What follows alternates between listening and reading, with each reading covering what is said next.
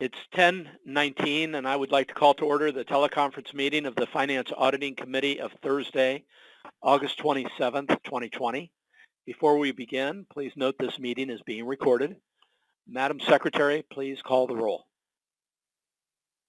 Thank you. Director Cochran. Here. Present. Director Grosval. Here. Present. Director Moylan. Absent. Director Yee. Absent. Vice Chair Fredericks. Here. Present. Chair Sobel. Here. Present. And President Parr. Yes. Thank you. You have a quorum, but you are not a committee of the whole. On the line, we also have Directors Belforte, Hill, Maston, and Tiria. I'm going to confirm the staff on the line now. General Manager Dennis Mulligan here? Here. All right. Joe Wire, are you on the line? Yes. Thank you. Ava Barr-Furbush, are you on the line? Present. Thank you. Kim Manolius, are you on the line? Yes, I'm here. Thank you. Steve Miller, are you still on the line? Present. Thank you. Mona Babauta, are you on the line? Okay, looks like she's there. Jim Swindler, are you on the line? He's not on the line. Kelly Hopper, are you on the line? Present. Thank you. That confirms the staff on the line. Thank you, Madam Secretary. Thank you, staff, for being on the line, and for the directors who are staying on the line, even if it's not a committee of the whole. I would like to remind everyone to mute their phones until after staff's presentations and we open up for directors' discussion. If there are questions, the Secretary will call on you accordingly. After the director's discussion, we will ask for any public comment before taking a roll call vote. The pages of the meeting packet are numbered on the bottom right-hand corner for ease of following along. I wanted to specifically point out that a revised Finance Auditing Committee meeting agenda was sent out earlier this week. Although the agenda item numbering may be off after the newly added item number 6, the page numbers we refer to will remain the same. Madam Secretary, please introduce the first item. Thank you, Chair Sobel. Item number 3 is ratification of previous actions by the Auditor Controller. A packet of commitments, ratifications, and investment is before you and begins on page 3. Leslie Murphy is on the line to provide her report. Leslie, please begin. Good morning, everyone. Can you hear me? Good morning, Leslie. Yes, we can hear you. Excellent. Well, let's go ahead and jump right in. I just want to start off by saying it is great to be speaking with you all today, despite all the uncertainties surrounding us, given the ongoing pandemic and now the wildfires. And I certainly hope that each one of you and all of your families are continuing to stay safe and healthy. With that said, as usual, we'll start with an update to the U.S. Treasury yield curve, as shown on page 10 of your agenda packet. So during the month of July, yields fell across the board for U.S. Treasury obligations as investors braced for a longer period of near zero interest rates, and uncertainty once again dominated the headlines as stimulus talks fell apart, COVID-19 cases spiked early in the month, and the labor market remained significantly hampered. At the end of the month, for example, the yield on the 2-year U.S. Treasury note stood at just 11 basis points, or a 0.11%. We've seen some slight upward movement since then, with the 2-year yield currently sitting right around a 0.14%. Moving on to page 11 of your agenda packet, in late July, we also received the advanced reading of U.S. GDP growth for the second quarter, which, as expected, was pretty dismal. On an annualized basis, the U.S. economy contracted by 32.9%. During the second quarter, the worst drop on record. Just in the last day or two, we now have a second reading of that second quarter GDP number, which is slightly better, but still maintains the dubious distinction of being the worst reading on record.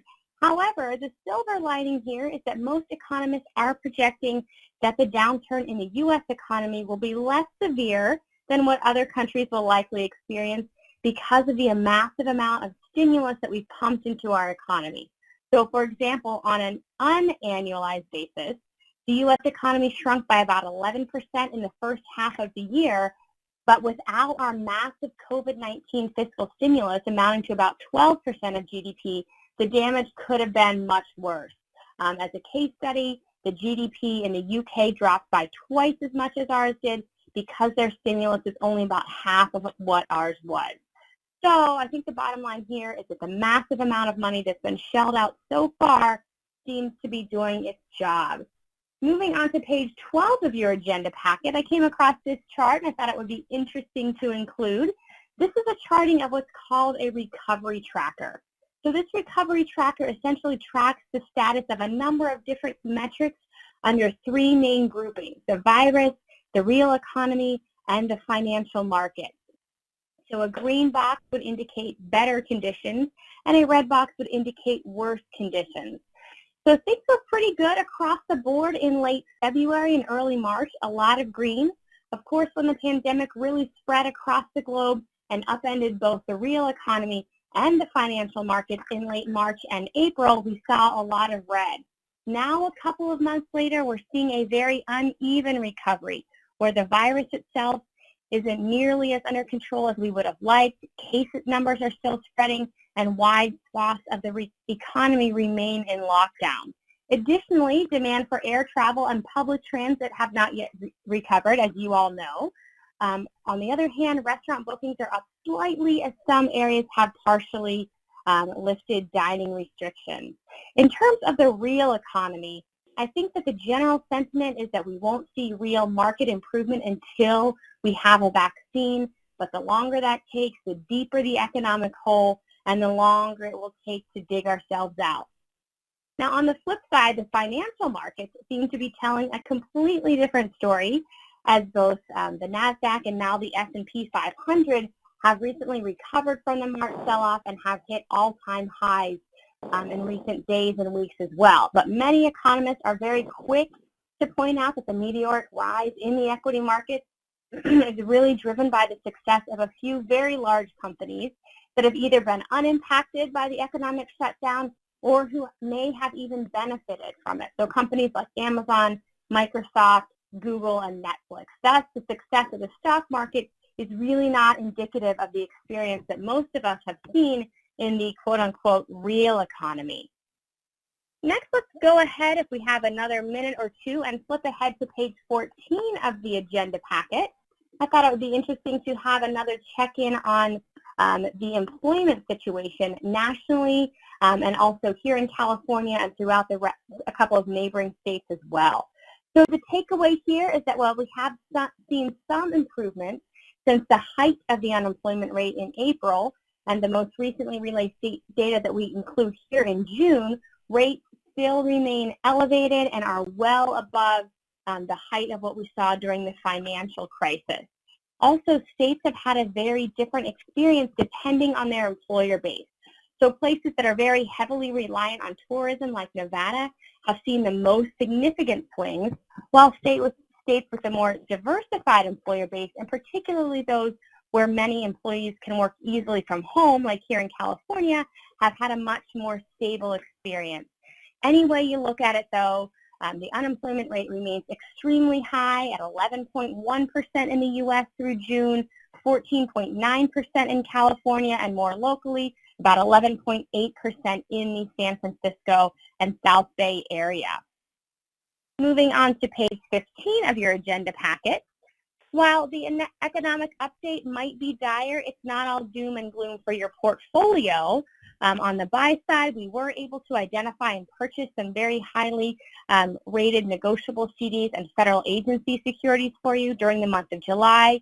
Also on the sell side, we were able to capitalize on market value appreciation when we once again sold out of some existing holdings that were initially purchased at much higher yields. We made those sales within just a few days or weeks or months to maturity, and we realized some pretty significant gains of about $35,000. Moving on to page 16, of course, your investment portfolio remains well diversified, and it is in compliance with both California government code and your investment policy. While we do continue to look for opportunities to boost the earnings and boost the income in your portfolio. As always, our number one and number two priorities will be to maintain both the safety and the liquidity of your underlying holdings with us. And that brings me to the conclusion of my prepared remarks this morning. Happy to entertain any questions. Well, thank you, Leslie. Appreciate that. Madam Secretary, would you find out if we have board members who have questions? Sure. I believe I heard Director Hill has a question. Yes. Okay. Is there any other directors who might have a question? All right. We'll start with Director Hill first. Leslie, just quickly, on page 12, it shows that electricity demand is way down on this chart. It would suggest that California might be an outlier with the blackouts and everything else that we're having right now. Is it just California, or that it just seems to counter, because everyone is using electricity at home, everything else, probably not as much industrial though. Right. I think you kind of hit the nail on the head. This is reflective of national trends, what we're showing on this chart. And I believe this is reflective of the fact that a lot of businesses have closed down. And earlier on in the shutdown, also factories and warehouses were shut down or operating at very low capacity as well. And I think that's really what was kind of driving the electricity demand downward. You can see we're improving a little bit in recent weeks.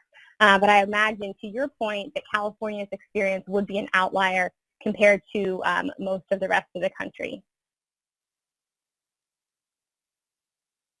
Thank you. Very good. Other questions?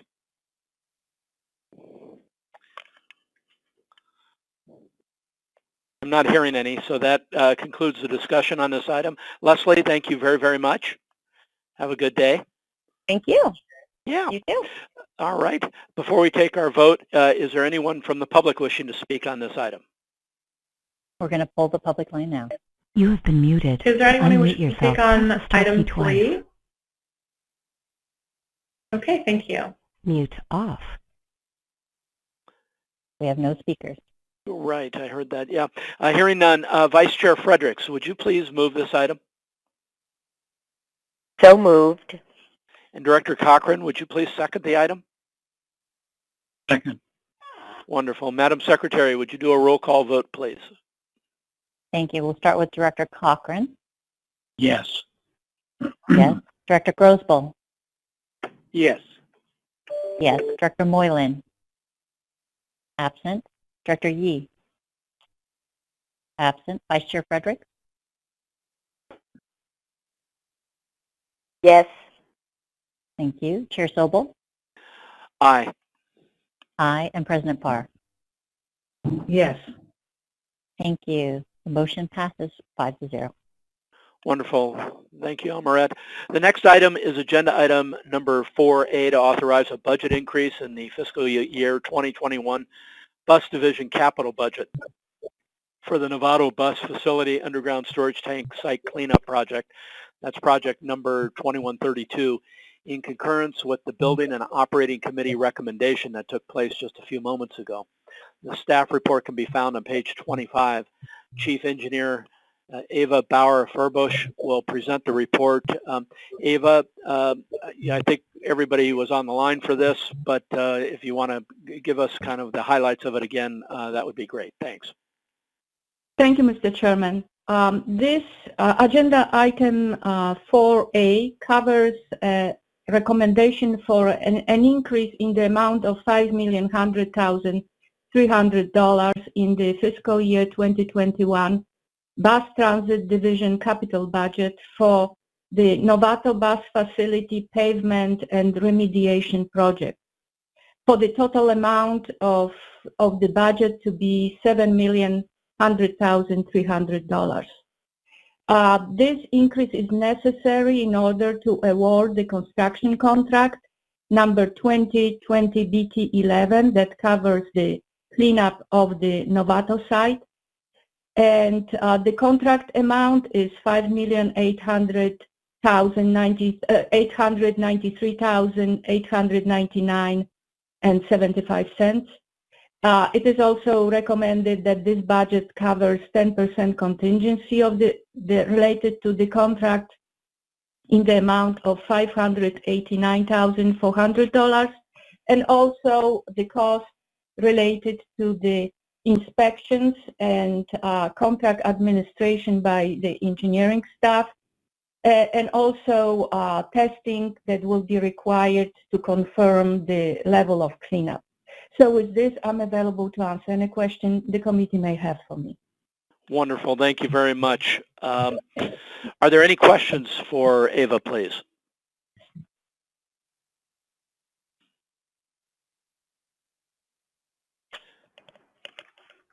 Madam Secretary, I'm not hearing any.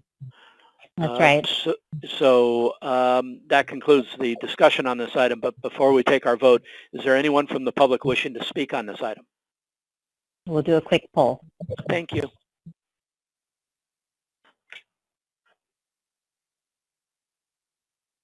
We have no speakers on this item. Very good. Thank you. Then hearing none, Vice Chair Fredericks, would you please move this item? I move the staff recommendation. Thank you. And Director Grosball, would you second the item?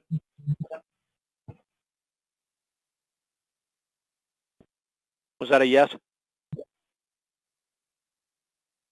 Director Grosball? Are you on mute? Okay. Would somebody else like to second the item? I'll second the item. Great. Thank you, Jerry. Madam Secretary, please do a roll call vote. Thank you. We'll start with Director Cochran then. Yes. Yes. Director Grosball. I believe has now stepped away. Director Moylan. Absent. Director Yee. Absent. Vice Chair Frederick. Yes. Yes, thank you. Chair Sobel. Aye. Aye. And President Barr. Yes. Yes, thank you. So the motion passes 4-0. You're still a quorum. Oh, yeah, good. Yeah. The next item, is agenda item number 4B, to authorize a budget increase in the fiscal year 2021 Bridge Division capital budget for the Golden Gate Bridge Physical Suicide Deterrent System and Wind Retrofit projects. That's Project 1526, in concurrence with the Building and Operating Committee recommendation that took place just a few minutes ago. The staff report can be found on page 29, and Ms. Bauer-Furbush will also be presenting this report. Ava, please go ahead, and again, I know almost everybody's heard this item at least once. Thank you, Mr. Chairman. This agenda item 4B, as you mentioned, covers an increase in the fiscal year 2021 Bridge Division capital budget for the Golden Gate Bridge Physical Suicide Deterrent System project in the amount of $2 million to be funded with the district reserves.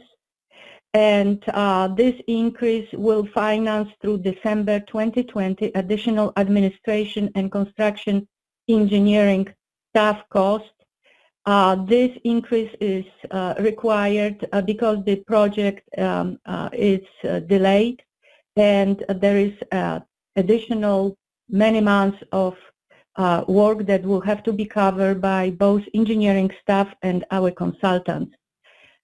So in addition to the increase presented in this report, as you can see in the staff report, the staff will be submitting recommendations for budget increases related to the other aspect of the construction administration and engineering support services at future committee meetings. So with this, I'm available to answer any question the committee may have for me. Thank you very much. Are there questions for Ava, please, from the committee?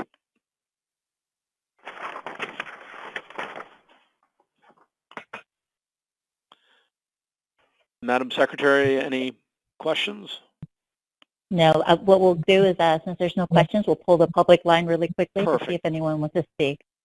Great, thank you.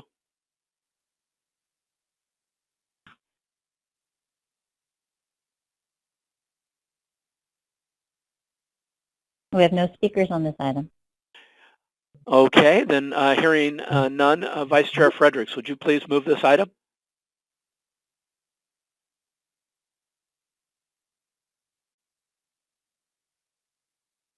Vice Chair Fredericks?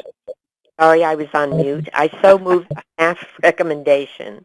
Thank you, Alice. And Director Cochran, would you please second the item? I'll second the item. Great, thank you. Madam Secretary, please do a roll call vote if you would. Thank you. Director Cochran? Yes. Yes. Director Grosboll? Yes. Yes. Director Moylan? Absent. Director Yee? Absent. Vice Chair Frederick? Yes. Yes. Chair Sobel? Aye. Aye. And President Parr? Yes. Thank you. So the motion passes 5-0. Great, thank you. Moving on to item 5A, which is to authorize actions relative to the application and award of Cycle 6 Lifeline Transportation Program funds. The staff report's on page 35, and Joe Wire will present this report. Joe, would you go ahead, please? Thank you very much to the committee. This, as mentioned, was a grant that you're approving the actions that we need to file in order to receive the funds. This is for Lifeline Funds, as mentioned in the title. Lifeline Funds are to use to improve the mobility of low-income residents and address gaps in the transportation services that are provided to them. This particular funding is an amount of $153,000 we'd be requesting. There's two uses of these funds. First, we'd be putting approximately $138,000 of these funds toward a Golden Gate Transit and Ambassador program, which would be to strengthen the regional transit information that's provided to low-income neighborhoods in Marin County, especially Marin City, the Canal, and up in Novato. And then the remainder of $15,000 would be directed, hopefully directly to the Marin Transit to help fund a project that they're working on to support 3 bus shelters in the Novato area. And if there's any questions, I'd be happy to answer them. Thank you, Joe. Are there questions for Joe on this item? I'm not hearing any. Madam Secretary, how about from the public? We'll pull the public line. Thank you.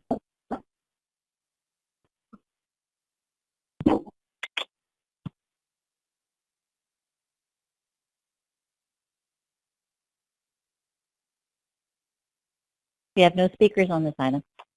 Alrighty, hearing no public input on this item, Vice Chair Fredericks, would you please move this item? I so move. Thank you very much. And Director Grosboll, would you please second the item? I second the item. Thank you, Dick. Madam Secretary, please do a roll call vote. Thank you. Starting with Director Cochran. Yes. Yes. Director Grosboll.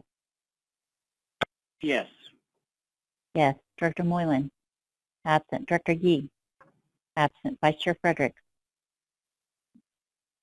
Yes. Yes. Chair Sobel. Aye. Aye. And President Parr. Yes. Yes. Thank you. Motion passes 5-0.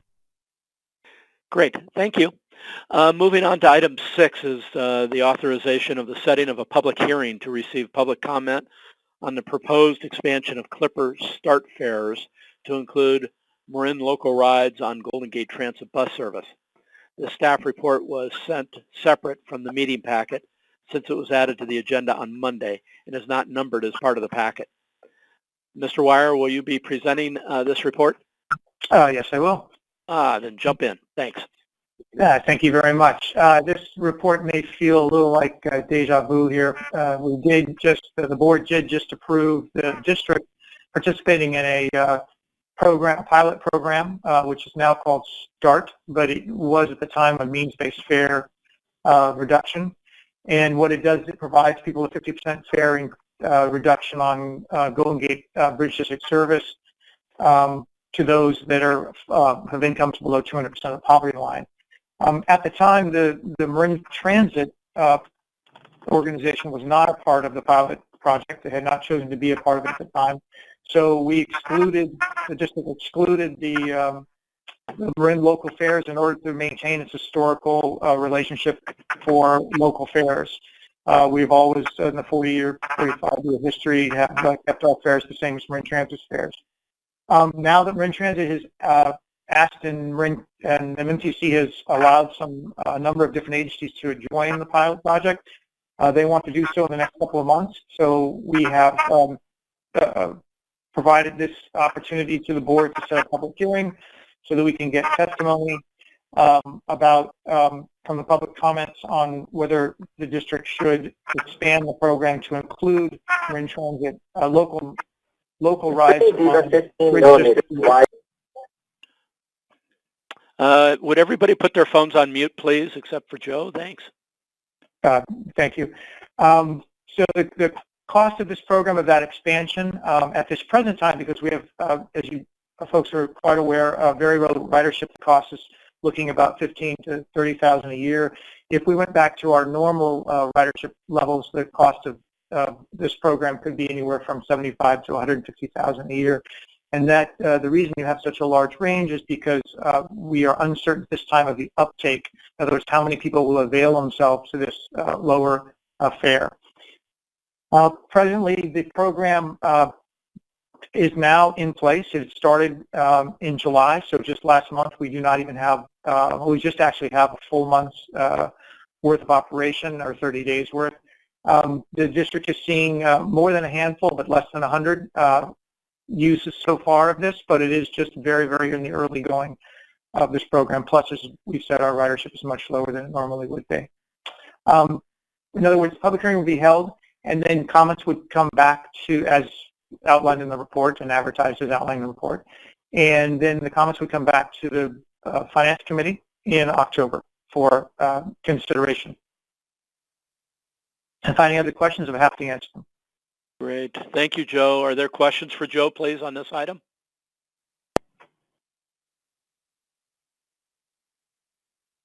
Not hearing any. Madam Secretary, would you poll the public to see if anybody from the public wishes to speak on this? We'll poll the public now. Thank you.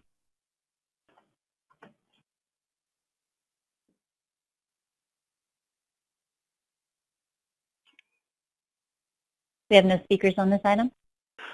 Very good. Then hearing none or no speakers, Vice Chair Fredericks, would you please move the item? And I so move them. Thank you. And Director Cochran, would you please second the item? I'll second the item. Great. Thank you. Madam Secretary, would you call the roll? Thank you. Director Cochran? Yes.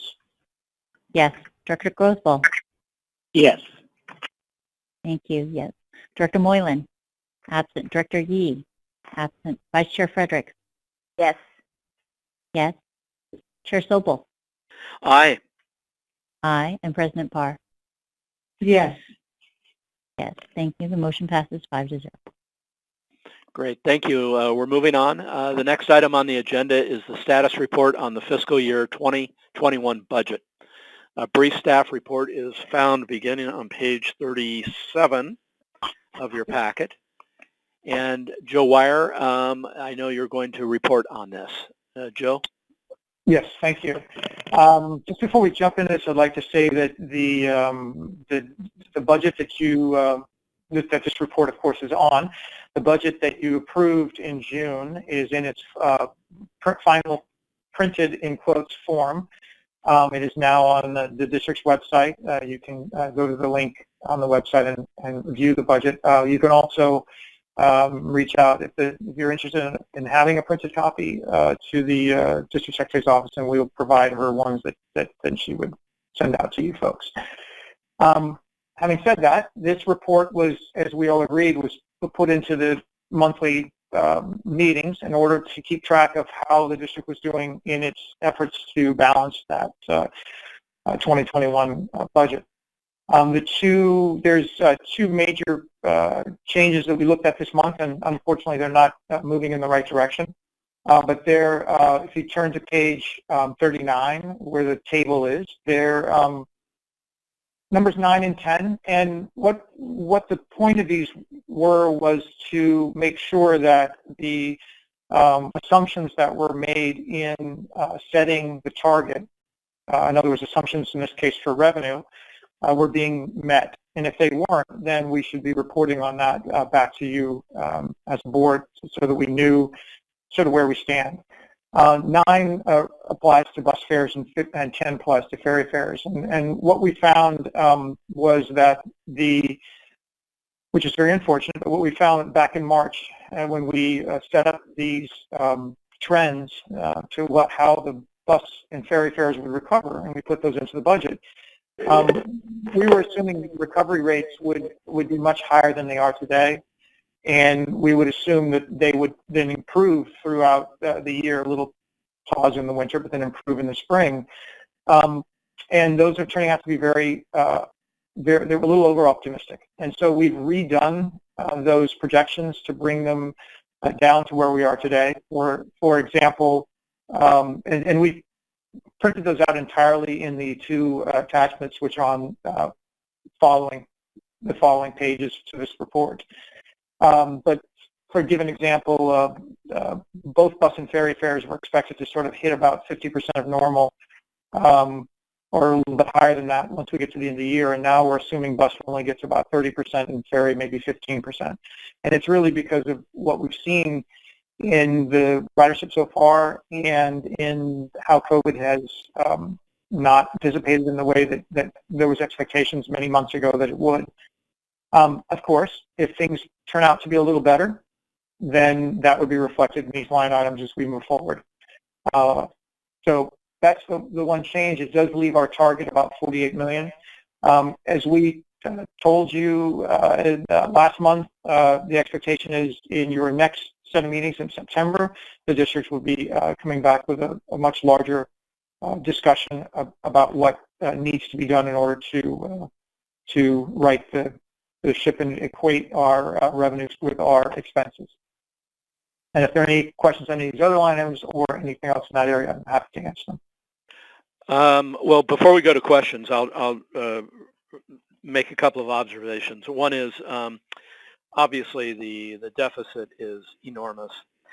2 is I want to reconfirm. So you're going to be coming back to the committee next month with a plan that would address this situation. That is definitely the attention at this point. Yes. Okay. Then the other thing is when I look at the bus recovery rate sheet and also the ferry recovery rate sheet, we were obviously overly optimistic, but I appreciate in the beginning, but I appreciate that you've trimmed or recalibrated these numbers to reflect what I think is really probably going to go on for the foreseeable future. Unfortunately, it delivers continuing very bad news for the district with respect to bus and ferry and frankly automobile traffic. It's a dismal, getting to be desperate time, especially if the Congress of the United States doesn't act and send more money. So, you know, I don't know, Joe, if you want to comment on that, but that's how I see it anyway.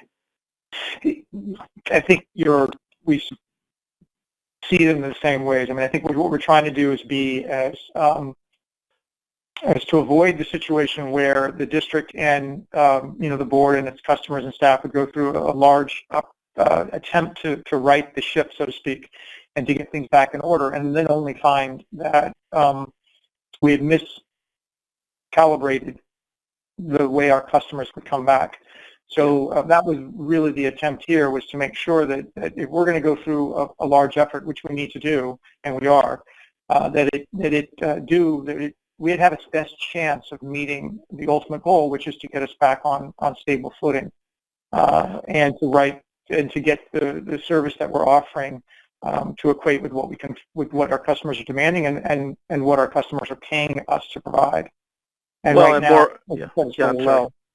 And I was going to say, moreover, I think the worst mistake we can make is being overly optimistic and then having to go back to our customers, our employees, and other people and say, boy, did we miss the mark here, and our problems are a lot worse than we first thought or were projecting. So I think as I called it recalibration, I think the recalibration of these numbers, presents a clearer picture of where we think we are. So you might be breaking up a little bit, Joe, but on your line. But I'm going to open it up at this point for questions of Joe on this report that he has provided to us today. Director Maston has a question. Yep, sure. So I heard Director Maston. I heard Amaret. Do you want to sort it out as to who all wants to jump in here? Is that Director Cochran? Did you have a question? Yes. Okay, then we'll start with Director Maston. Go ahead. So I think I know the answer to this question, but just so I'm clear, starting on page 41, the recovery rate that's there, does that refer to total ridership, or is that a number to be added to our existing ridership? Your first point is the correct one. These are total ridership at that time. That's what I thought. Okay. Yeah. Thank you. Thank you. Next, we'll go to Director Cochran. Joe, did you make a recovery rate of the actual car traffic going across the bridge? Yes, Director Cochran. We made that adjustment and brought it to you in June. So it's in your June packet. That's a good point. I could have reprinted. I should have stuck it in here. But we updated that one in June because that one had the opposite effect. It was actually better than we assumed, whereas these unfortunately have, and we did not change them back in June because we were still all, hoping, fingers crossed, that they would change. And now we've had a couple more months of experience, and we've seen some very steady, very, very steady ridership. Teeny gain on bus and also a very, very small gain on ferry, but from 2 to 3%, but it's not moving where we thought. Whereas bridge we've seen grow, and also bridges is running about what our new estimates, the ones we put forward in June. It's running about what we expected. It might be slightly even better. So we all can hope but it better by a small amount. But we can all hope that continues to grow, and it doesn't suffer from a change in the weather or something else that may happen in the coming months. We did unfortunately see a drop, as I think it was mentioned by Patty for the SMART system. We also saw a drop in just overall movement last week, probably due to the fires. And that just kind of depressed activity, and that also on the bridge. Okay, if I could add, Joe. The adjustment Joe talks about in totals appears as the $11 million. It's not a numbered line. It's the second number you'll see, or one of the top numbers under annualized value. So when Joe made that update in June, it's reflected on the table as that $11 million near the top. Okay. All right. Next question. I believe that's it. Oh, that's it? Okay. Mm-hmm. All right. Well, Joe, I know you're going to keep us abreast of all of this important information. I have to say that if things don't change soon, and everything like a fire has a multiplier effect on our budget and our ability to close the gap, but make no mistake about it, and there's no point in sugarcoating it. The district is going to have to take some tough decisions here pretty soon. Again, especially if we don't see additional money from the federal government, and it's not a place that any of us want to be in for sure. So, with that, Brian?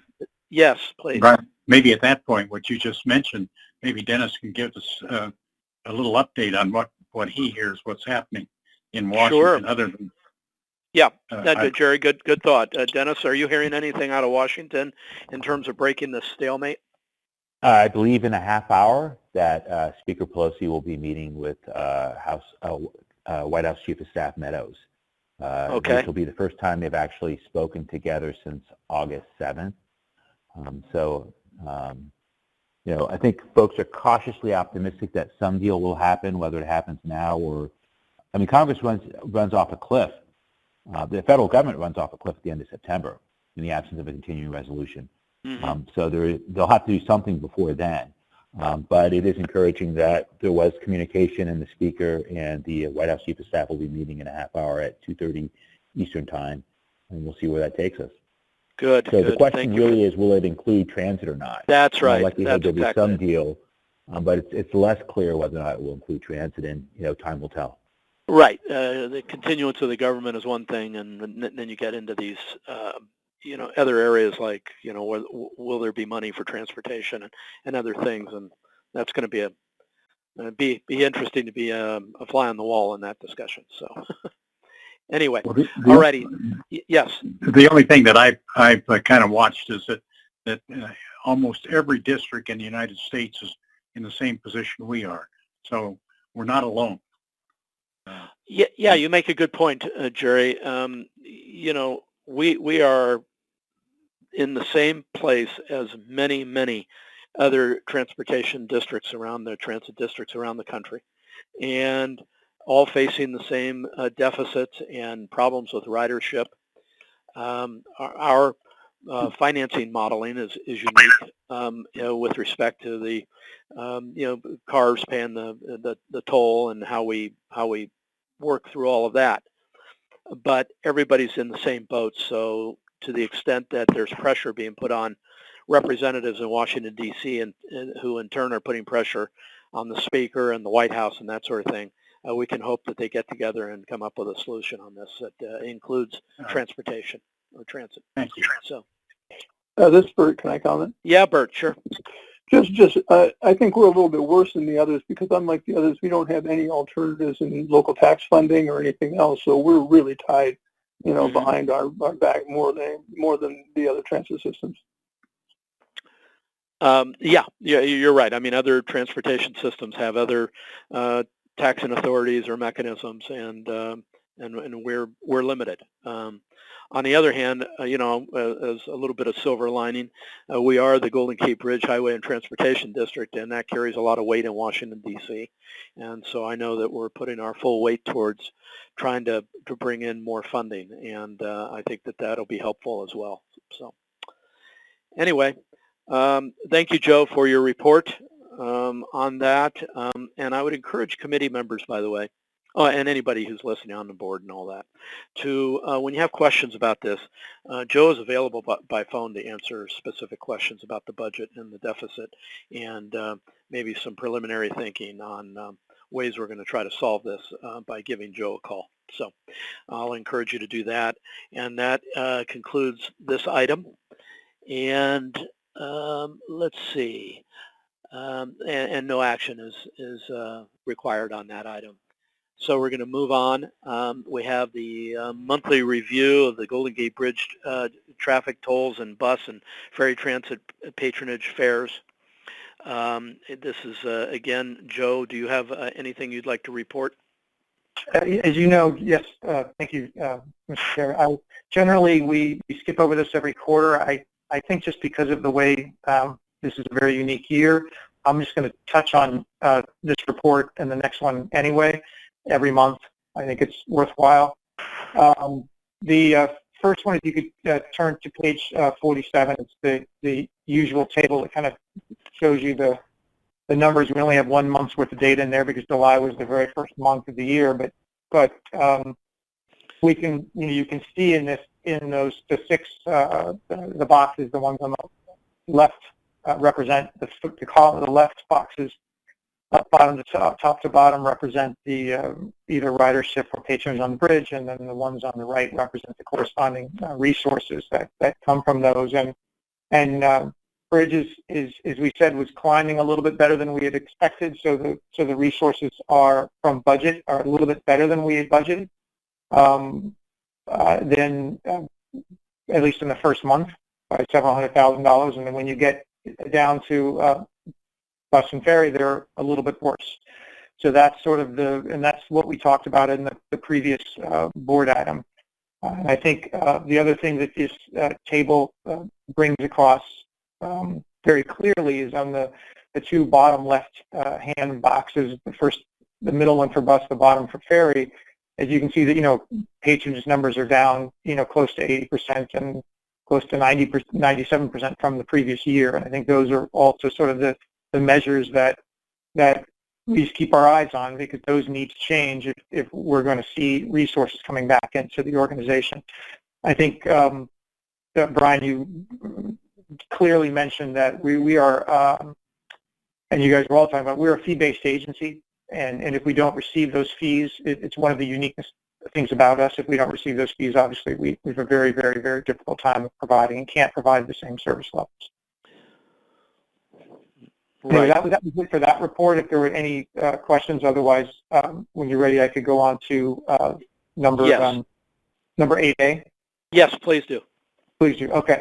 That's a review of the monthly financial statements, and on the first page on 8A, and that would be page 53 in your packet.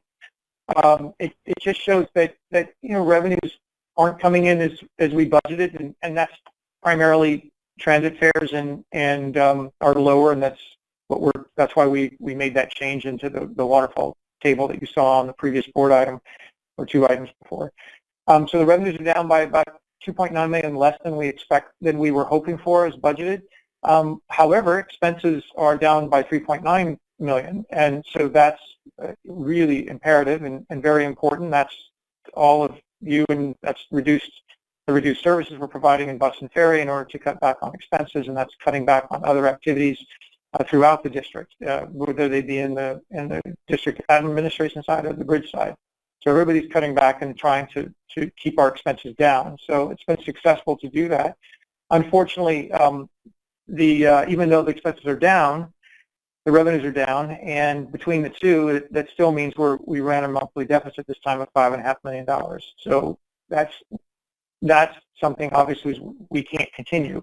Right now, I think the vast majority of that is in the bus and ferry side of the divisions, and we are able to offset that with monies that we've carried over from last year that we received, because it's essentially CARES Act money that displaced other revenues we were able to move over to this year. So you can call it CARES Act funding.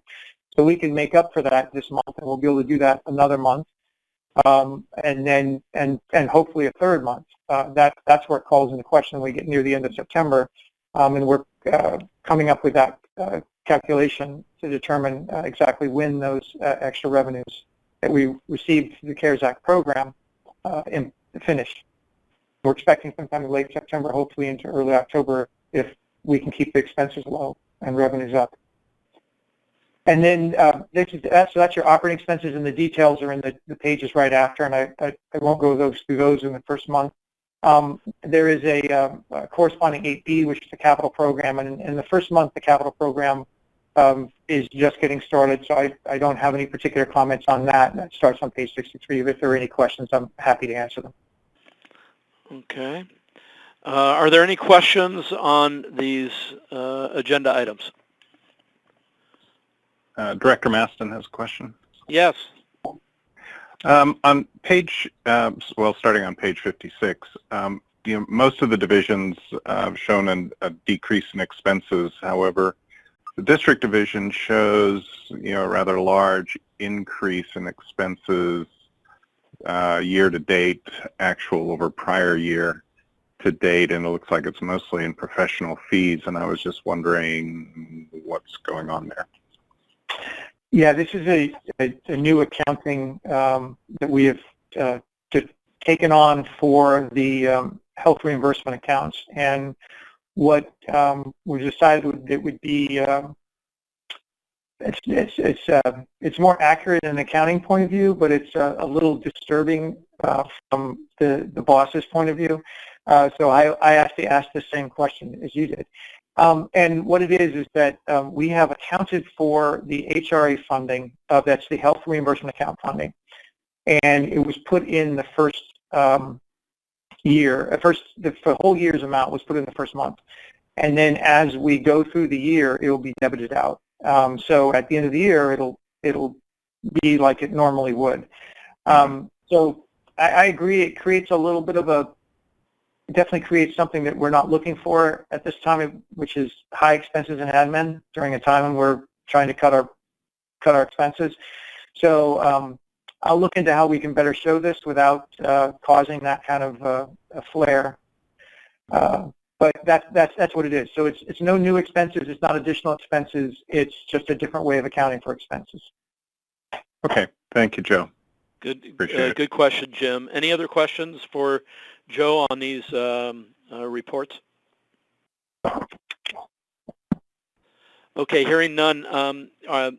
Amrit, are there any members of the public that wish to comment on agenda items 8, 8A, 8B? We're going to pull the public comment line. I'm actually going to go back and pull them for items 7, 8, and 9. Thank you. I meant to do that, and that was my oversight. I'm sorry. No problem. Hang on a sec.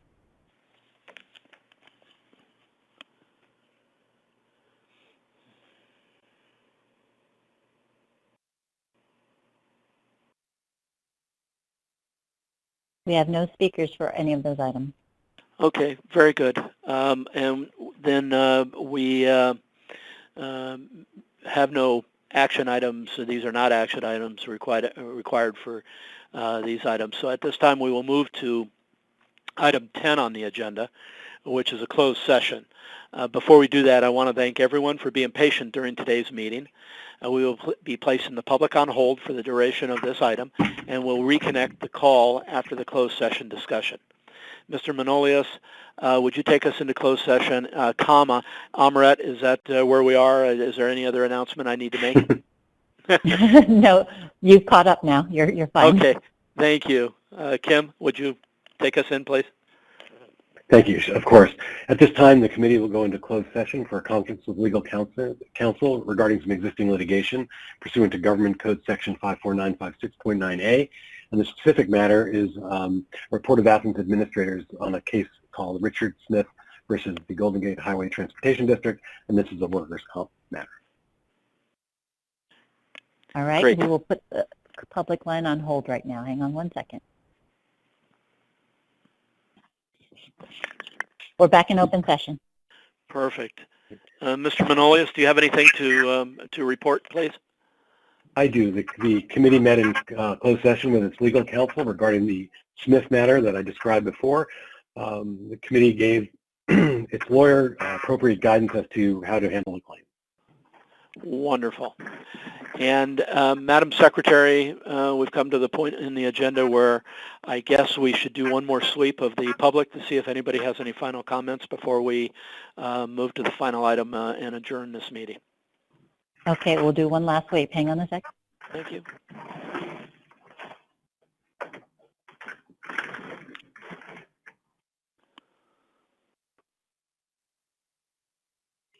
We have no one wishing to address this committee. Great, thank you very much. Then may I have a motion to adjourn this meeting? So moved. May I have a second? Second. All in favor, say aye, please. Aye.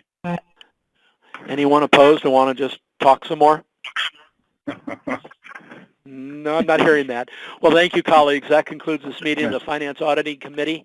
The time is 11:16. Have a great day, everybody. Talk with everybody tomorrow.